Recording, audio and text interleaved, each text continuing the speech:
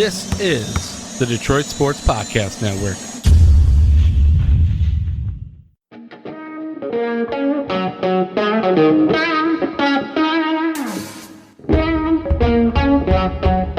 The biggest icon in podcasting.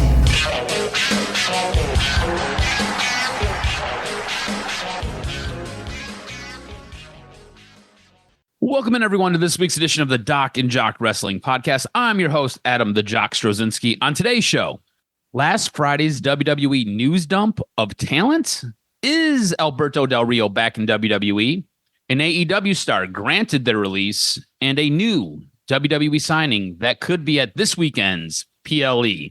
This is your WWE Backlash Go Home podcast show, and helping me break it all down, sort it all out, go through the ebbs, the flows, the ups, the downs of the wrestling world. He's the one.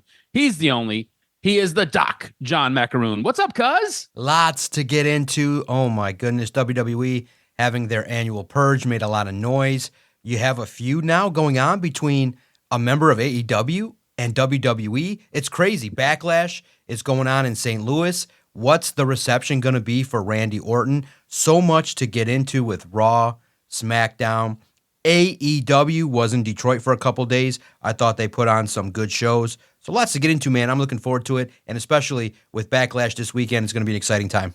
Yeah, absolutely. You touched on AEW. Let's start there because we're going to spend a little bit of time talking about Backlash and the pay-per-view that we've got this weekend. AEW did take place in Detroit. Dynamite, the Ring of Honor, and Collision tapings also took place there. I want to get your sense on what you thought of the smaller scale setup. Look, last time AEW was in Detroit, they were at Little Caesars Arena. It was sold out. It was for blood and guts. It was a fantastic show. We were there live. This time, and it seems like AEW has gone to this smaller scale model for their television tapings and for their television shows. They were at the Masonic Theater, which is a fantastic venue. It's usually a concert venue here in Detroit. For a wrestling venue, I think you could kind of tell it was a much more, we'll use the word intimate setting. It was a much smaller venue, a much more tightly fit stage, setup, entrance. I want to get your thoughts on the overall look, the appeal, what you thought of what AEW presented on both Wednesday and Thursday night. Yeah, look, the shows in and of itself were good. I thought the promos for Will Ospreay and Hangman Page were really intriguing. I thought the feel of the crowd, Detroit showed out. They were cheering, chanting. They made it feel important. Even Tony Khan noticed, and I don't know if it's a hollow promise, but he said that he's willing to bring a pay-per-view to Detroit because the fans were going crazy. And it was different than, just looking at the feel of it. You could tell it was a downsized crowd. But look, the Detroit crowd made the show great. And here's how my notes. I thought the show in terms of wrestling was good, but it just has the feel of, again, the main stories are good with the Hurt Syndicate and with Hangman Page and Will Ospreay. But the rest of it, I don't think Mass Appeal is going to care a lot about what's going on with the women. I felt like Samoa Joe and Claudio Castagnoli could have been had. I just feel like there needs to be a little bit more explanation and backstory and reminders. That's what WWE does really well is if you're just tuning in for the first time, you kind of get caught up with packages and stuff like that. Whereas here, it just kind of felt like, okay, they're starting to tell stories, but they got to remind people a little bit more. They got to do just a little bit better job of emphasizing why. And Dynamite, the card was great. Collision was a little bit light on some things, but I liked the two notes I took were I liked what Rush and Bandito were able to do overall in the time that they were given. So I feel like Rush is somebody that you can tell stories with. And then again, now, which is crazy, is in such a short period of time, I think the star of both nights was Speedball Mike Bailey. I just felt like he stood out. The crowd loved him. His moveset just, people I think resonated with his work in TNA. And just in a few short appearances in AEW, I thought his match on Dynamite was pretty electric. And then going into the next night, I feel like you got a star now that you put him in with Okada, and he looks like he belongs. And I think that now, if AEW can tell better stories, maybe you can go from 3,000 to 5,000, 6,000 seaters. but it is a downfall. And now too, it sucks when you do downsize.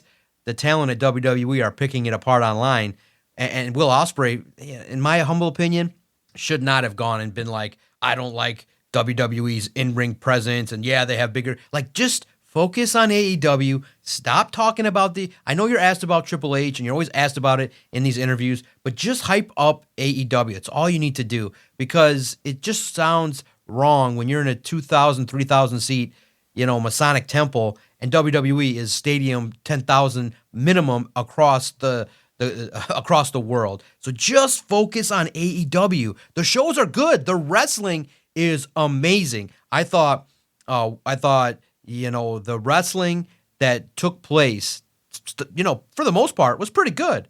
But again, they do got to mix in a little bit more. And my only notes outside of those were WWE does need to focus a little bit more on the wrestling product, but AEW needs to focus a little bit on entertainment. It was just like match, promo, match. It was all intense. Like, they need just a little bit of buffer to make it so that it's a little bit entertaining. It was just like hardcore, wrestle, promo, hardcore, wrestle. Then you get FTR messing with Shivani. It was just hardcore seriousness. You needed a little bit of levity in some of this kind of programming if you want to appeal to the masses. But hey, Masonic Temple is decent for a wrestling show. Intimate. I think 3,000 people that were screaming their heads off. It's decent. But for us, mass appeal, you got to have some entertainment. You got to weave in the production a lot better than what they did. Yeah, look, I think it's something that we've been saying about AEW now for quite some time, right? We feel like the in-ring stuff is absolutely fantastic. The storytelling aspect of what they're giving us needs to be accelerated, needs to be bumped up, needs to be better. And I think what took place at Masonic Temple, I thought it was good, right? It was a drastic comparison to when Detroit was here last time, right? Much smaller, like we said, much more intimate. The crowd was fantastic. There was a fantastic crowd, but just the camera angles and looking around, it did not look grandiose. It looked very small scale. But here's the deal. They sold it out, and they sold it to rowdy fans. And it made for a very good television show, made for a very good television taping. I thought all of that worked really, really well for AEW. I think their smaller setups are working for what they're trying to convey and what they're trying to get over. There's no reason for you to go to a 12,000, 17,000 seat arena if you're only going to be able to fill it with maybe 3,000 people, and then you've got to black out the rest of it. There's no reason for you to do that. Save your money. Go a little bit more small scale like they did. It just, to me, it's a little bit jarring sometimes when you go back a couple of years and you look at what they were giving you as far as selling out a monster arena like Little Caesars compared to what we're looking at now. All that being said, I think you're right.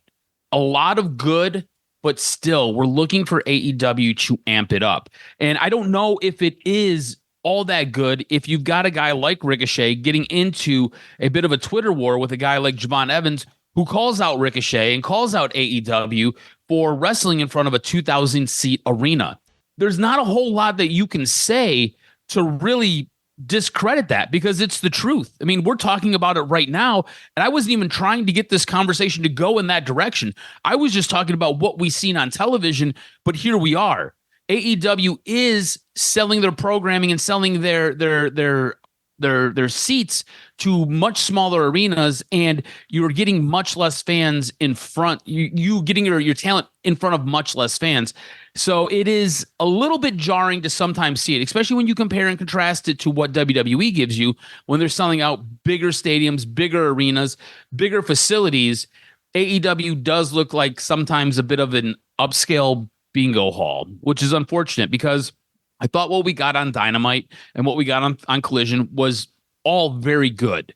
I feel like, again, the wrestling in the ring was awesome. I just feel like the storytelling, when I go and I look back through my notes are incredibly thin. And it's just because I don't feel like there was a lot of it that was necessarily memorable or anything there that really deserved our time, deserved us to sit there and have a long conversation about it.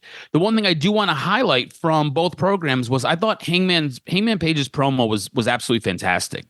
We talk about developing a story. We talk about kind of giving you a little bit of background in a character. And I feel like this promo from Hangman kind of let you in on a little bit of insight, gave you an idea of what his mental state is, gave you an idea of where he's been at and the demons that he is currently fighting. He looks like a tortured man. And now you get a little bit of the curtain lifted and you get to see what he's wrestling with. And I think that was fantastic. Now you get Will Ospreay coming out and kind of interrupting it, and basically Will saying, look, you're just kind of in my way, and this is my ascension. I liked what Will did. I felt like it really wasn't necessarily needed. I know you're trying to build something here between these two, especially in this Owen Cup tournament. All that being said, I really wanted to hear more from Hangman. I really wanted to get more into his mental status. I wanted to get more into where he's at and what does that do to him. I want to see the anguish. I want to see him wrestling with himself. And I thought it was good. It was a good glimpse at the beat up soul, the tortured man that is Hangman Page. I thought it was absolutely fantastic. The other big thing kind of coming out of this Owen Cup tournament, and I wanted to get your sense of this. Do you feel like Kyle Fletcher is now in a position to where he's going to become a main event guy and a face of AEW? Not the face of AEW, but one of the faces of AEW. A guy like an MJF, a guy like a Kenny Omega. If they start booking Okada better, maybe like Okada. Do you feel like he is now one of those top shelf players in AEW and in the world of wrestling? Yeah. Oh, yeah. They've been giving him opportunities. And I think each opportunity that he's been given, he's kind of showcased that, hey, this is a performer that you can push and get a lot behind. They're building their stars up, which is good. Now you just got to tell better stories. Like, you got to get him over a little bit, have him win something important, have him in a winning situation where, again, and I think that with AEW, there's always a couple pieces missing. You got to have a great look, a great promo, a great story, and then cap it off with a great match. And I do think there's a lot of interest in what's going on. Just look at it. You get Okada in the ring, and he just looks money. But you just don't feel like he's like in the biggest stuff.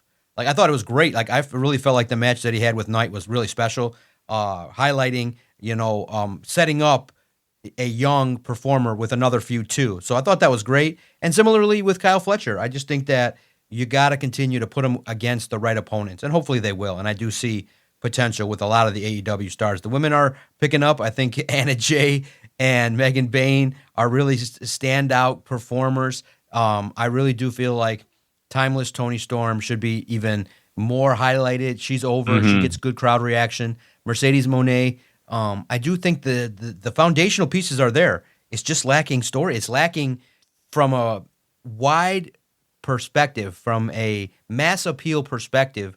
I don't know why anybody would just tune in and say, because it just is. It's just, there's only so many hardcore wrestling fans, and there's about 1 million of them. And, half of them tune in every week and they engage, and it's great. You make money. But what's to say that you can't get 10 million? And you just got to expand by telling greater stories. And it really harkens back to, because you started to tell stories. Like, there's not a story that still, I don't think, has met the level of Cody Rhodes and his brother since Cody departed. And that was a fantastic. That was fantastic. That was a zenith. That's what you got to strive for. And WWE right now is telling 4 or 5 of them that really make you want to care. So that's where it's a little bit different. But right now, so far, I love what Will Ospreay did. I think you can make money on that. You can make money on the Hurt Syndicate. They're over too. Yeah, absolutely. The Hurt Syndicate is definitely over. You brought up Mercedes Moné. Now, she had a bit of a run-in. There was a little bit of a dust up in the back, if you will. Do you feel like the women are helping to elevate their own stories? I feel like with Mercedes Moné, she's got all these belts. She is, they book her like she is the face of AEW.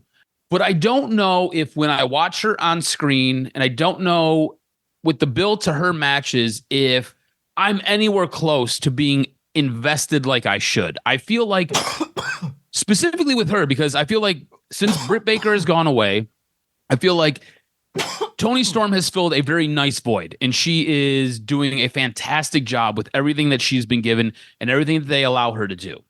I feel like Mercedes Moné, for all the pomp and circumstance that she was trumpeted with and brought in with, I just don't feel like I am anywhere close to being invested in anything that she does.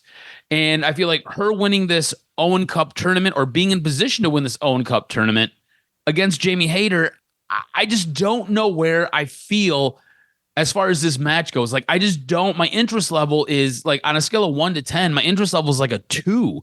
I'm just not there. And the reason it's at a 2 is more because I want to see Jamie Hayter get over, and I want to see Jamie Hayter do some good things, because I feel like a Toni Storm Jamie Hayter match could be absolutely fantastic, but I'm just not into what I'm getting with Mercedes Moné right now. Are you in the same boat as I am? I am. I feel like it's one of those deals where, because we know she's compensated at a high level, you expect big things all the time. You expect A++, like, you know, like a Becky Lynch, like a Charlotte. You expect big time. And it just feels like with her that right now she's taking a second fiddle in regards to the work that she's doing compared to Timeless Toni Storm. And I just think that she's got to raise her level just a little bit more. And that for her, I think she does.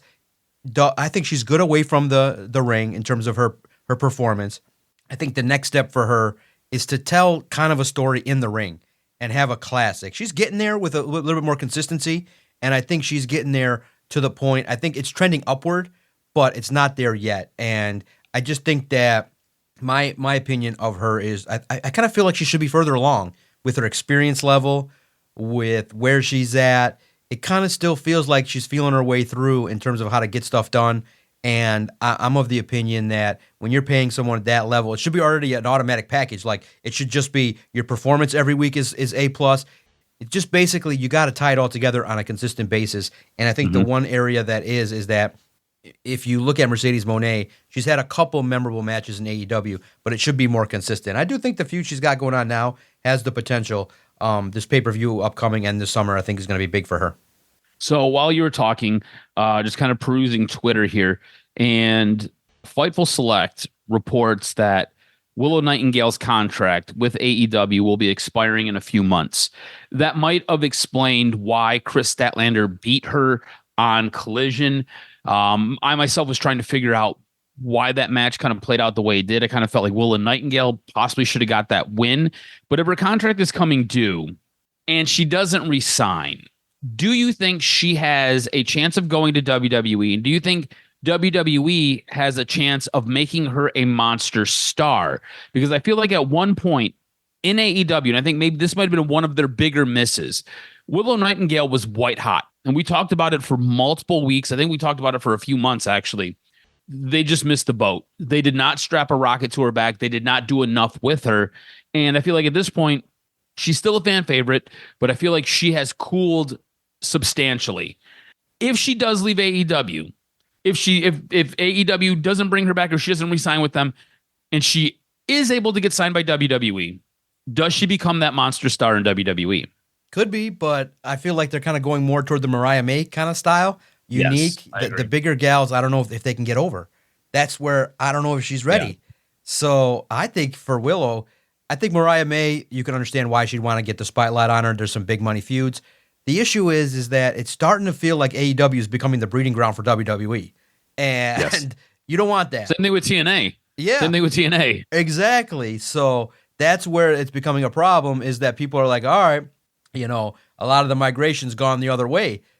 And so that's what I was talking to a buddy about. I was like, you know what? When AEW started picking the stars, it was great, but they didn't continue the momentum. You lost out on Rusev. You lost out on Aleister Black. You lost out on a lot of these characters that you're bringing over haven't become bigger stars in AEW. You're getting the reputation as a career killer, and that's not good when you develop stars like Mariah May. They want to jump over. So if they feel like Willow Nightingale is not it, or these characters are, or these performers are saying, hey, we're not feeling it, that's a big problem, because WWE then will be right there for the pickings. So in my humble opinion, when we talk about the releases, this next wave of who they pick, if AEW can pick 3 of them and make them stars, you got to make the WWE pay for the releases. And they haven't made anybody pay. Like, I'm surprised you didn't take a Matt Cardona in the past, make him a star. I'm surprised you didn't take some of the stars from the last couple years and make them more. It just seems like they join and they become part of like the B- C+ stories. It's like, no, they came from WWE, make them a star. But nope, they're going in a different direction at this point in time. I think that's what's hurting AEW. Yeah, absolutely. And look, speaking of releases, I think this is a perfect segue to WWE. Last week on Friday, May 2nd, WWE did the very, very WWE thing and had a Friday news dump of talent. And they ended up cutting quite a few people. Now, those cuts and those releases were a mix of main roster talent and NXT talent from the main roster and guys that maybe AEW should look at signing and bringing in. A guy like a Braun Strowman. This is his second time getting released. It sounded like it was his contract yet again because he had a big money contract. Dakota Kai, this is her second time. Health and just kind of creative might have been the issue there. Shayna Baszler, Kaden Carter, and Katana Chance, and Shotzi, her contract was not renewed. Then you go to NXT, Cora Jade, which was incredibly surprising to me. Gigi Dolan, Eddie Thorpe, Riley Osborne, Jakara Jackson, again, very surprising. Joe Coffey, Mark Coffey, Wolfgang, Oral Mensa, Javier Bernal, and Danny Palmer have all been released. So looking at that group, very surprising that these guys were let go. If you needed to pick, we'll say 3 talents, who would be the 3 talents that you would go and sign from that group if you were AEW? Man, I think for sure Shotzi, Dakota Kai, and probably Braun Strowman. But you got to be delicate with Braun Strowman because of his health, and I do think there's stories to tell there. The big monster can do some things, maybe in a group, can continue some stories. So I do think the ladies have a chance to fulfill. If you lose a Mariah May, I do think Dakota Kai and Shotzi do have a chance to make some noise. And it's intriguing because Shotzi was on Busted Open, and she kind of told it. It's like when you get out of favor with WWE, they basically ignore you. Like she had the injury, and she was hot on NXT in all the shows. She gets her injury, and then she's like, okay, I come back, and she's pitching stories, and they're like, well, we can't do it. And then he just basically kind of made the decision probably months ago, and then she did her promo online, and that just kind of pushed her out the door. So I hope that there's opportunities for her to kind of rebound. But I do think the women have more of a chance than the men do. Yeah, absolutely. And look, if I was to go and grab 3 of these talents, I would go Braun Strowman number 1, Cora Jade number 2, and then I'd probably go Jakara Jackson. I felt like she was a total package. I thought she had a great look. I thought she was decent in the ring. I thought she could cut an okay promo. I feel like there's a lot more there that needs to be developed and could be pulled out of her. Now, after that, I would probably look at a tag team like Kaden Carter and Katana Chance, because I felt like those two specifically in WWE, they were like the only legit female tag team. And I thought they were very good. I don't necessarily know about their party girl characters or theme, but I thought them in the ring, I thought they were absolutely fantastic. And I was really, really surprised to see them let go. But they would be my next tier. And those would probably be my 5 talents I would go and immediately get and try to grab. Again, very surprising that WWE did this, that WWE let them go, especially a guy like Braun Strowman. Felt like he was in a bit of the picture with a guy like Jacob Fatu, who's now your WWE United States champ. Just a little bit shocking that these releases happen. Not surprised that they happened on a Friday. Not surprised that it happened on a Friday where we couldn't do a show. My apologies. I had a couple of things going on and we couldn't get together to do that. So I'm sorry about that. But just like, man, those were some really, really good talents that were let go. It'd be interesting to see what happens with Shayna Baszler. I would assume that she would end up going to GCW or doing something with Bloodsport. She's already done a couple of things there. But just a little surprising that WWE did release the names that they did release. All of that being said, that happened last Friday. We've got a pay-per-view this Saturday. Let's get into talking about Backlash. Let's get into talking about this card, and let's start to kind of break this down and give our predictions. Our very first match is going to be Gunther versus Pat McAfee. They had a bit of a back and forth on Monday Night Raw. The one thing I will say about their back and forth, it felt like this was a very Pat McAfee promo, a little bit fun, a little bit campy. It felt like it had a serious nature to it, but not too serious, kind of playful serious. And then Gunther took over. And all of a sudden, we went from this fun Pat McAfee world to, my name's Gunther. I'm going to hurt you. You're not going to be the same when this match is over. And it added a little bit of realism, added a little bit of violence. I think Gunther, in a very short amount of words in a very short amount of time gave you a whole lot, and he kind of spun what kind of felt light and campy with Pat McAfee into something that felt much more serious.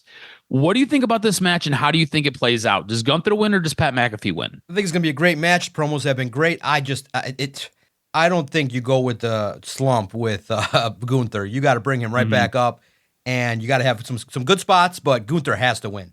Yeah, I agree with you 100%. I think Gunther wins this match.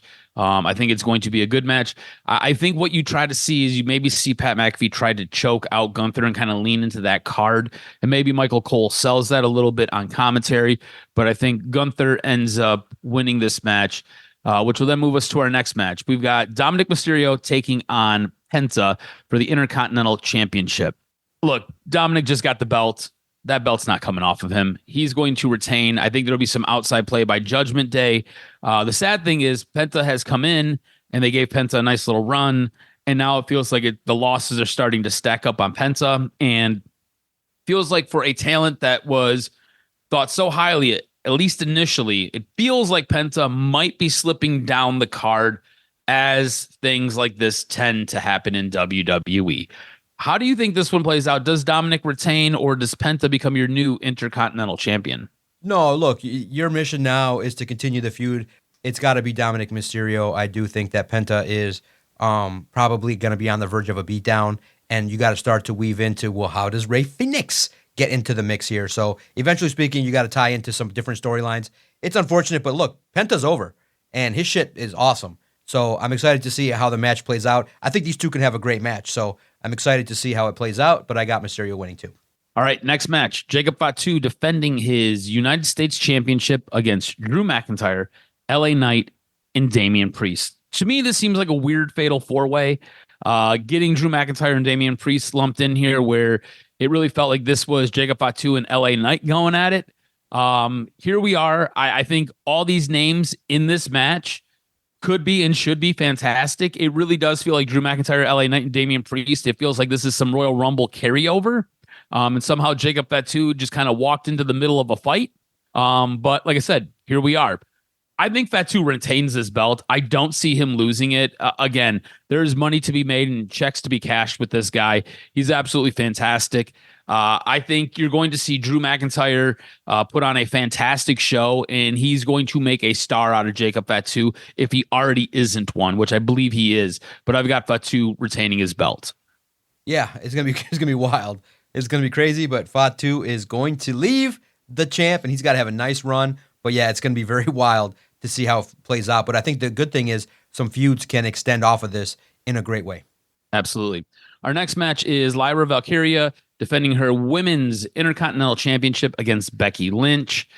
Look, I think Becky Lynch wins this match. And the reason I say that is I don't care about Lyra Valkyria. I don't have any interest in her. I think she was probably the wrong choice to put the belt on. At the time, I felt like it was the smart one, but she's done nothing with it, and she's done nothing to make you care about her specifically. So, how do you make somebody care about her?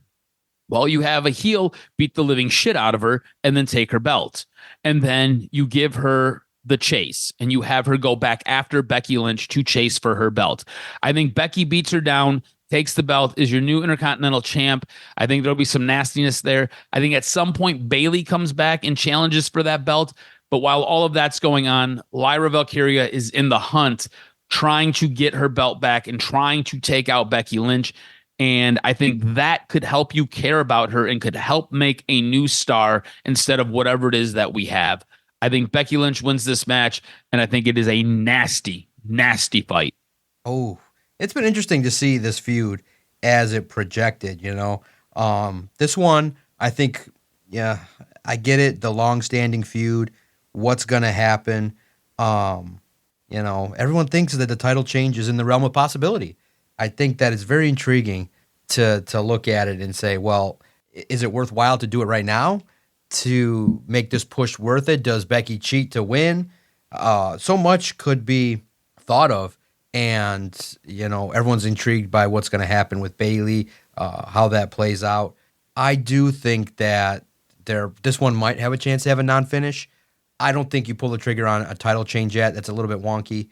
I think that Valkyria wins it, and there's going to be some interference that probably costs Becky. I feel like this is a feud that you want to continue later on, but maybe you sidestep it down the road where Valkyria can gets over now, but Becky will eventually get the opportunity. So I just have to think that I feel like Bayley has to make her return to a huge ovation to give Lyra Valkyria the victory. All right, so Lyra Valkyria wins for you. I've got Becky Lynch winning for me.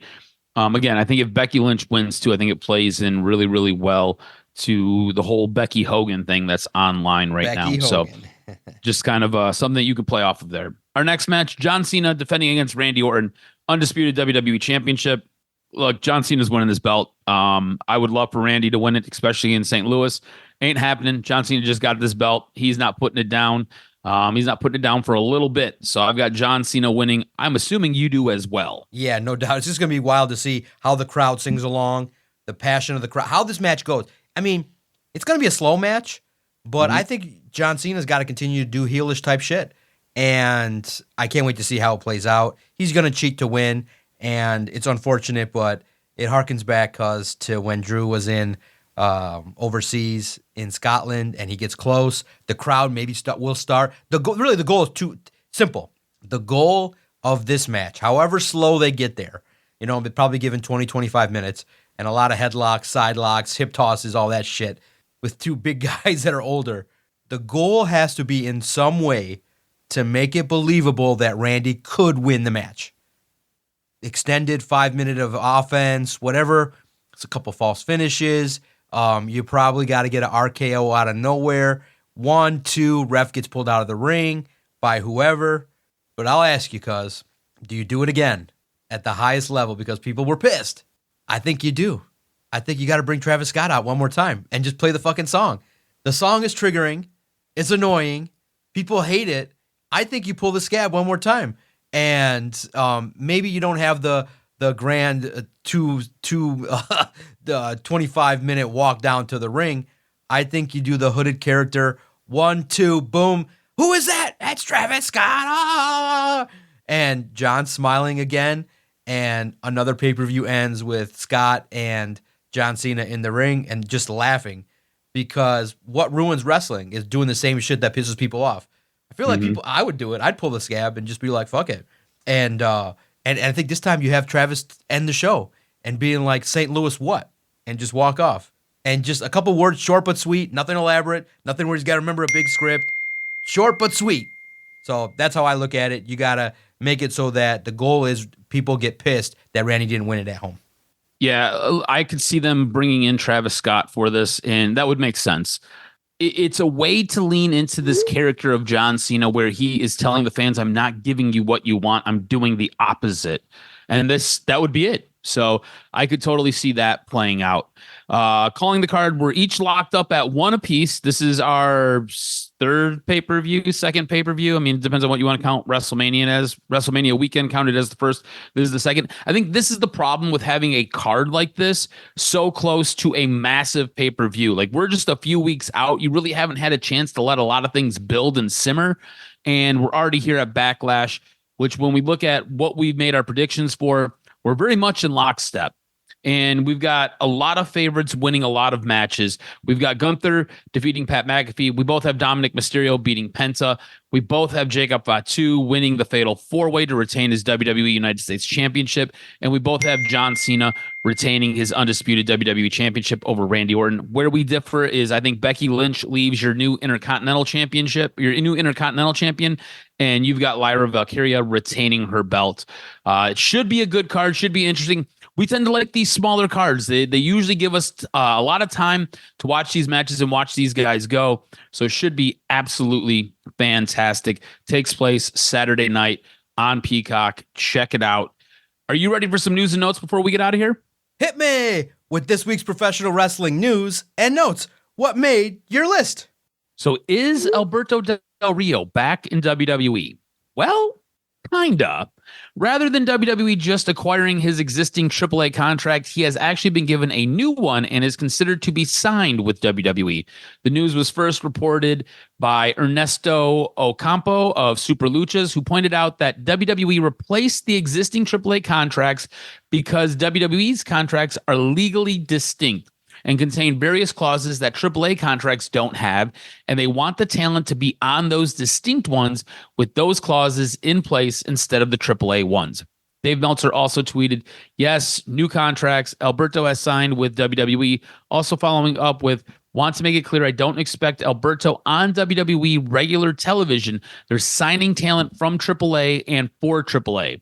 Del Rio was previously signed with WWE from 2009 to 2014, and then again from 2015 to 2016, becoming a two-time WWE champion, a two-time World Heavyweight champion, a two-time United States champion, and the 2011 Royal Rumble winner and the 2011 Raw Money in the Bank winner. There were a couple of other talents from AAA that were signed. A guy like Valkingo was signed to a WWE AAA contract as well. Now, 2 AEW wrestlers have been granted their release. Earlier this week, AEW and ROH stars Vince and Dutch of the Righteous were removed from AEW's roster page. After the removal, PW Insider reported that the pair had officially left the company, with their departure happening around a week ago. In an update from PW Insider, Vince and Dutch had requested their release from AEW, with their request being granted last week. It's believed that their deals ran until late this year. PW Insider noted that the split was amicable, with one source noting that while there are no current plans for it, they could potentially pop up on AEW or ROH programming down the line, just not as contracted talents. There has not yet been any additional word on the Righteous's future plans. Now, Karrion Kross would go on to post a teaser on Twitter with the Righteous music in the background, and then him closing the 55-second video saying TikTok. So maybe something there. I'm not assuming AEW wouldn't let the Righteous go and then let them be signed by WWE.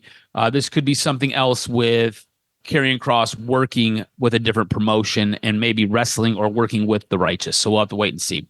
Now, a new WWE signing could make his debut at this weekend's PLE. In an update on Jeff Cobb's debut, PW Insider says Cobb is expected to start with the company soon, with some within the company expecting him to be at this weekend's Backlash Premium Live event in St. Louis. It's not known whether or not that means he'll be appearing on the show, but he is expected to be present at the event, with creative for his debut being discussed in recent weeks. In addition to this, PWN is reporting that Cobb is currently internally listed on the SmackDown roster. Now, sticking with new signings, Joe Henry is very high in WWE's list. According to a recent report by PW Insider Elite, many people in WWE consider it to be a lock that Henry will sign with the company when he is contractually able to do so. It's noted that there has been a lot of great internal feedback for Henry with WWE personnel, and he's received nothing but praise for how he stepped into the position of being Randy Orton's WrestleMania opponent.